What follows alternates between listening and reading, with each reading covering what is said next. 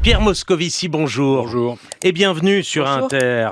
Après la censure du gouvernement Barnier, nous avons de nombreuses questions à vous poser sur la situation financière du pays, privé à ce stade de budget pour 2025. On va en parler longuement, ainsi que de la situation économique, avec de fortes inquiétudes des chefs d'entreprise, voire des Français. Mais d'abord, partons du nœud du problème, si vous le voulez bien, à savoir la crise politique. Emmanuel Macron a repris hier ses consultations.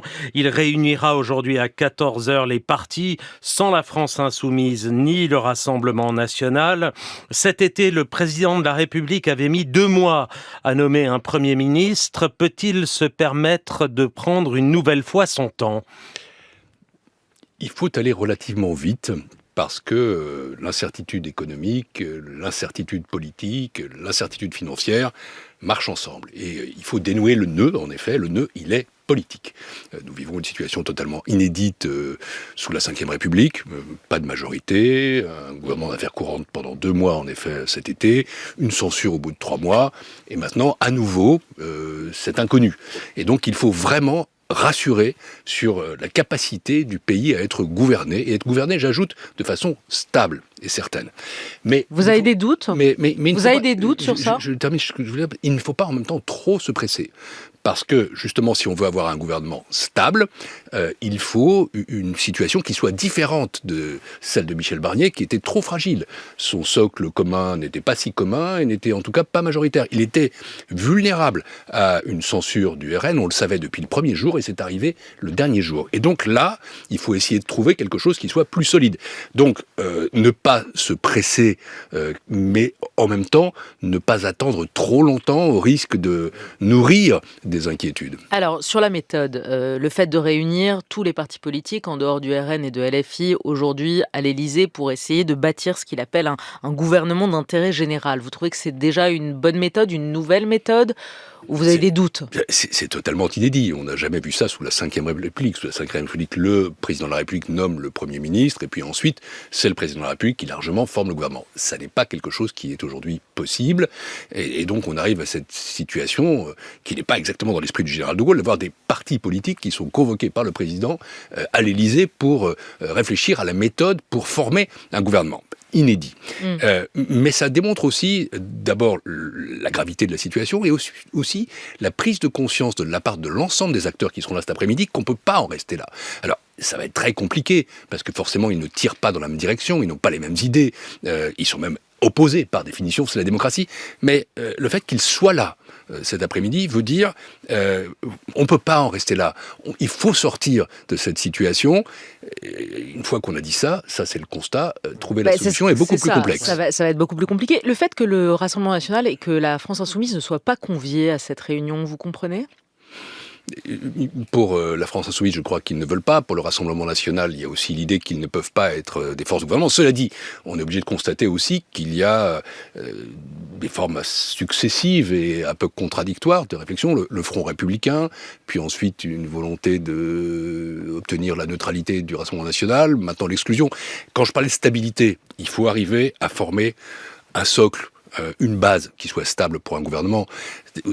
Peut-être pas un gouvernement de coalition, c'est pas notre tradition, encore que, pourquoi ne pas la chercher, mais c'est très très difficile. Vous n'y croyez pas, en fait, un gouvernement de coalition avec toutes les couleurs représentées, vous pensez que la France n'est pas prête, quoi. Je pense que c'est pas notre tradition, je pense que les écarts entre les partis sont très importants, et je pense pour le coup que ça prend beaucoup de temps.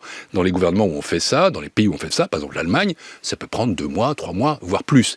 Mais, il est important que le prochain gouvernement puisse se dire, je peux agir, je peux notamment présenter un projet de loi de finances, et ne pas craindre la censure à chaque moment. Donc il faut que... Un accord de non-censure plutôt qu'une coalition, c'est ce que vous dites. Non, je dis pas plutôt, je dis simplement ça peut être l'un ou l'autre, mais l'accord de non-censure est un minimum. Cela dit, un accord de non-censure, attention, ça ne veut pas dire n'importe quoi. Ça ne veut pas dire juste, nous ne rejetons pas telle ou telle personne. Je trouve, mais je ne fais plus de politique, qu'on parle beaucoup trop de qui. et pas assez de quoi. Autrement dit, Mais il si faut on parle- il faut ouais. qu'il y ait un certain Si on nombre parle de de quoi sujets partagés ou de Justement. constats ou de lignes rouges. C'est ça la question. Voilà, Justement. c'est quels sont les points sur le fond qui peuvent être dans un accord de non-censure quand la gauche va dire qu'elle veut abroger la réforme des retraites, augmenter le SMIC, faire payer les plus riches, et quand la droite LR va dire une nouvelle loi immigration, ne pas faire payer les retraités, ne pas alléger les baisses de charges. Ils sont loin d'avoir un terrain commun, là. Hein. Vous m'entraînez sur un terrain qui n'est plus le mien. La politique, ça m'intéresse, je Oui. connais, Oui, mais je vous suis connaissez pas... un Alors, peu, je vais quand même vous dire Moscovici. une chose. On va parler de vos Je veux dire de vos une chose sujets, mais- en me ramenant à mon sujet. La situation des finances publiques est d'une gravité extrême. Elle doit être traitée. Et ce que je ne souhaite pas, c'est qu'elle soit oubliée au passage. Autrement dit, on ne peut pas se dire on va faire une addition en oubliant complètement nos contraintes. Nous avons 3 250 milliards d'euros de dette. Nous remboursons chaque année plus de 50 milliards d'euros pour cette dette, 70 milliards d'euros l'an prochain, 100 milliards dans quelques années. Nous n'avons plus de marge de manœuvre en la matière. Nous sommes sous procédure déficit excessif de la part de l'Union européenne. Nous avons des créanciers qui nous regardent et il faut lever cette question-là.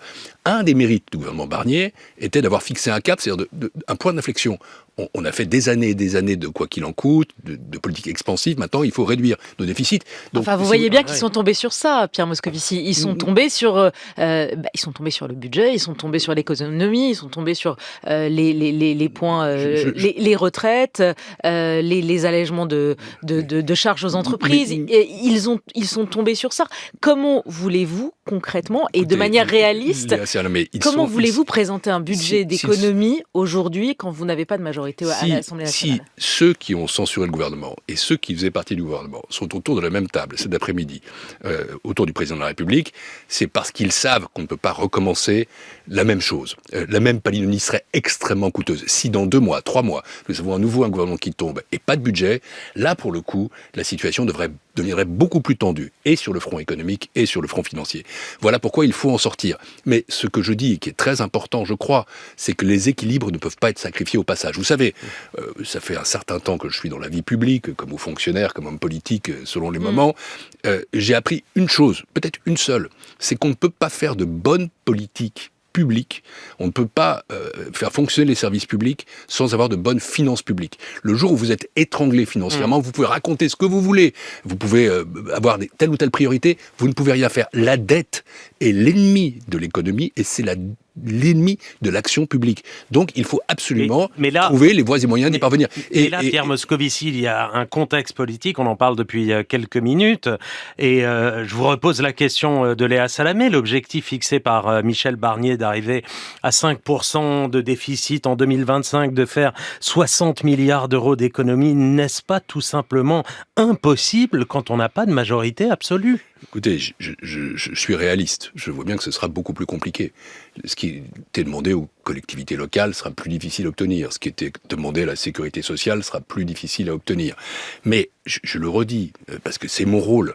Mon rôle, c'est celui... Bah oui, mais attendez, mon rôle pour le peuple français, et c'est mon rôle institutionnel, le rôle de la Cour des comptes, c'est de dire attention, c'est de dire qu'il faut aller vers ces 5%. Je ne dis plus les faire à la virgule près, mais aller vers. On ne peut pas continuer à dégrader nos finances publiques. Mais aujourd'hui, vous les trouvez où? Honnêtement, vous les trouvez où, les économies? Vous allez me dire, je ne suis pas au pouvoir, mais vous êtes Premier président de la Cour des comptes. Sur le budget de la santé, le déremboursement des médicaments, comme c'était prévu dans le projet initial de budget, sur les taxes sur l'électricité, vous le trouvez où, l'argent? C'est pas mon rôle. Non, c'est pas mon rôle de faire le budget. C'est pas mon rôle de commenter telle ou telle mesure du budget. Je dis simplement, et ça je l'affirme, c'est que quand on a comme nous 57% de dépenses publiques dans le PIB, c'est-à-dire le taux le plus important de l'Europe et probablement du monde. Quand on a ce degré de préférence collective pour la dépense publique, il y a des marges de manœuvre. Vous dites souvent il y a des économies intelligentes. Elles sont où? Je vais vous en prendre quelques-unes. Par exemple, les politiques d'apprentissage ont pris une tournure extrêmement ambitieuse ces dernières années, à une période où le chômage des jeunes était très élevé. Il est moins élevé. Est-il indispensable que l'apprentissage soit pour tous les étudiants du supérieur? Deuxième chose, les dépenses de relance qui ont été mises en place pendant la crise. Il y a a des économies à faire. Comme quoi, quelles économies? Non mais pardon d'être concret, il y a mais c'est des vrai plans de que... relance qui ont été mis en place, Oui. et sur ces plans de relance, on constate, la Cour des comptes a fait un rapport, par exemple, sur l'industrie il y a quelques jours, qu'il y a des marges et qu'il y a des programmes qui soit ne fonctionnent pas, soit sont obsolètes. Mais je ne veux pas entrer dans ce détail-là. Je veux dire simplement que ne croyons pas que c'est impossible. Si on part de l'idée que c'est impossible, alors à ce moment-là, on peut faire n'importe quel gouvernement, mais du coup, à un moment donné, la France sera en très grande difficulté. Et ceux qui nous écoutent le savent. Ils gèrent leur ménage, ils gèrent leur entreprise. Et quand vous êtes trop endetté, à un moment donné, votre banquier vient vraiment sérieusement vous embêter. Nous avons, et cette dette, c'est pas théorique, il y a 300 milliards d'euros que nous émettons sur les marchés chaque année. C'est un gros mot, les marchés? Non, c'est pas un gros mot. Ce sont des gens à qui nous devons de l'argent.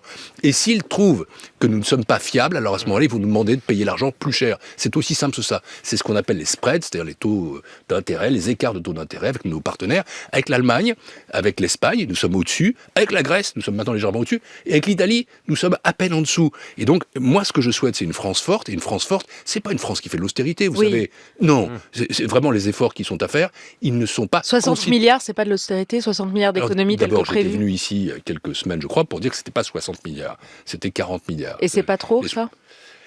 Je suis non, pardon, conscient, je comprends très bien ce que vous dites, mais on est obligé de vous demander comment on fait concrètement quand on n'a pas de majorité pour demander un maximum d'efforts aux Français. Je suis conscient que ce sera difficile et je ne suis pas en train de plaider pour 5,00 ni pour reprendre le même budget. Je vous dis simplement, il va y avoir une loi spéciale.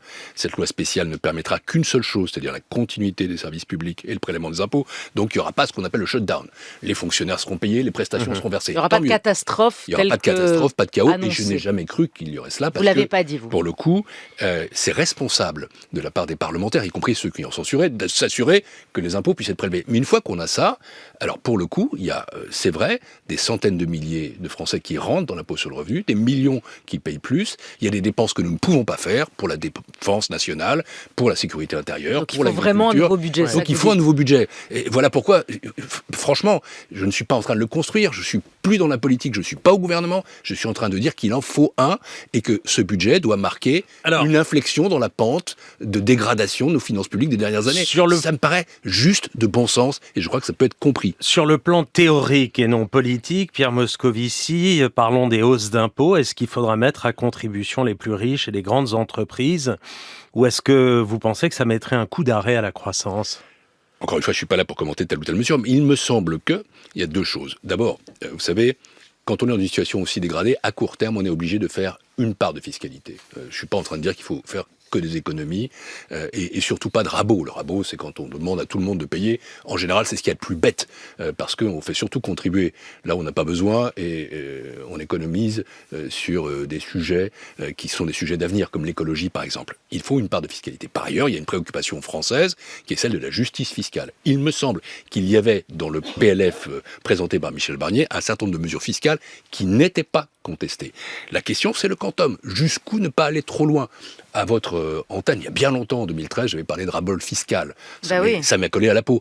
Mais vous savez... Vous avez dû partir du gouvernement. Je suis parti du gouvernement. Cette petite phrase. J'avais fait exprès, parce que j'avais l'impression qu'on allait en rajouter. Et je vous le dis, il ne faut pas en rajouter un verre, plutôt une rasade de fiscalité, ça va. 2 fois, bonjour les dégâts. Et il faut éviter en effet de dégrader notre compétitivité. On est sur un verre ou on était sur quoi sur le gouvernement?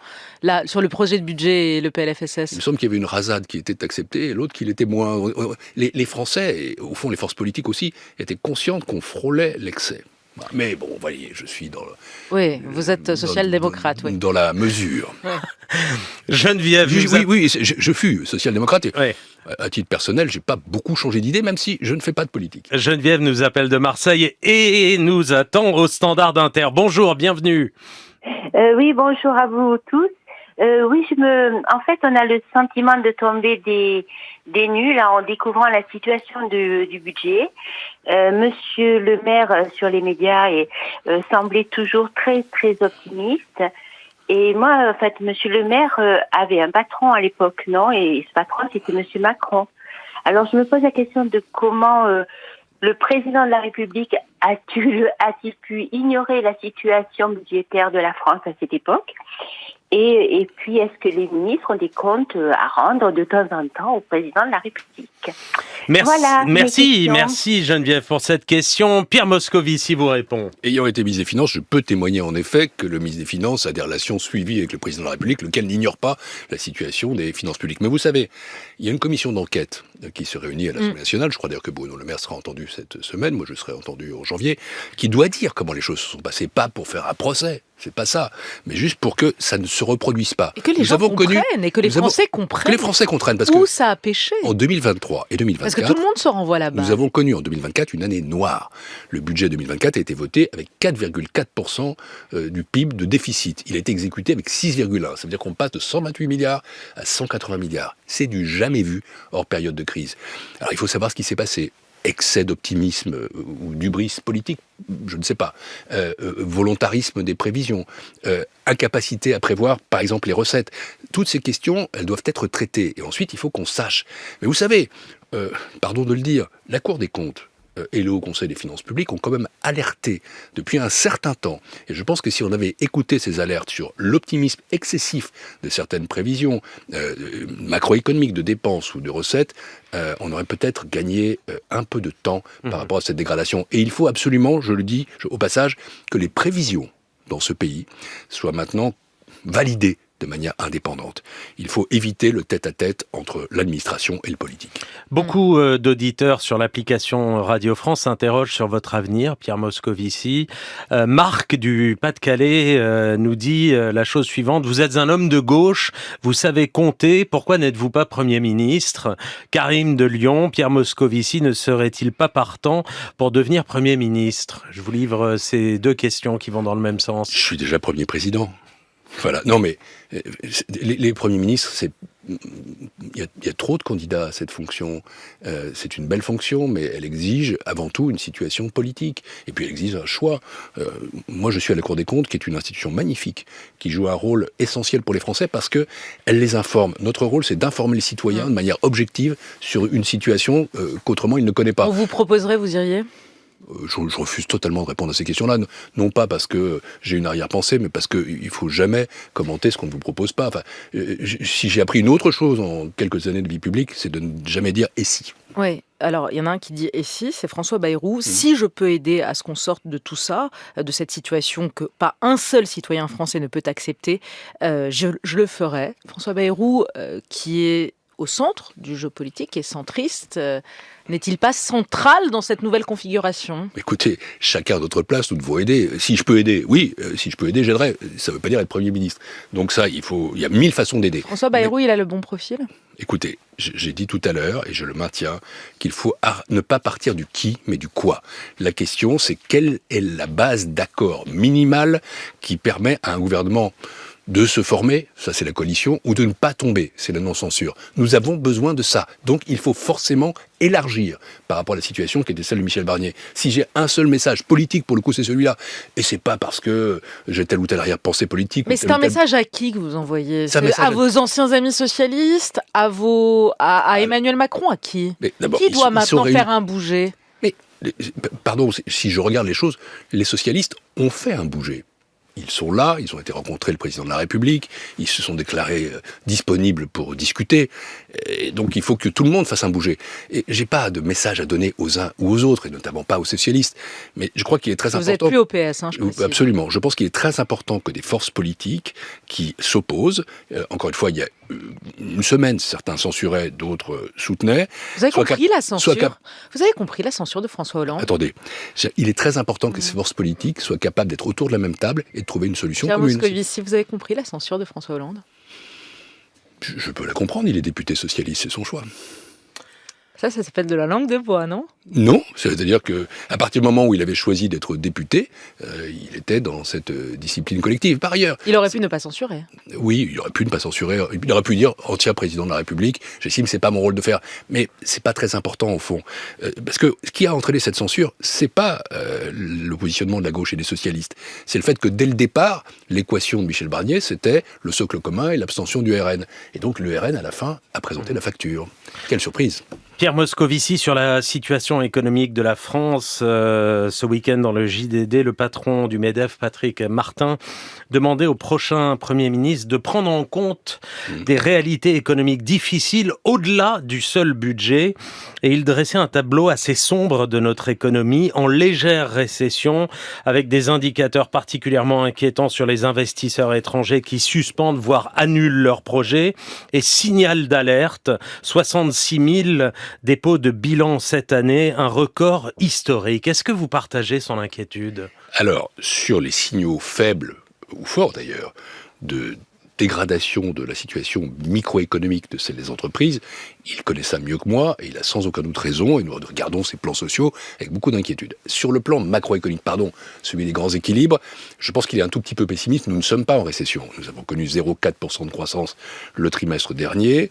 La prévision de croissance pour l'an prochain est à 1%, peut-être un tout petit peu optimiste, mais enfin, nous serons en croissance positive en 2025, très probablement. Mais ce qu'il veut dire, et c'est le message que je passais au début, c'est que incertitude économique, incertitude financière, incertitude politique, c'est la même chose.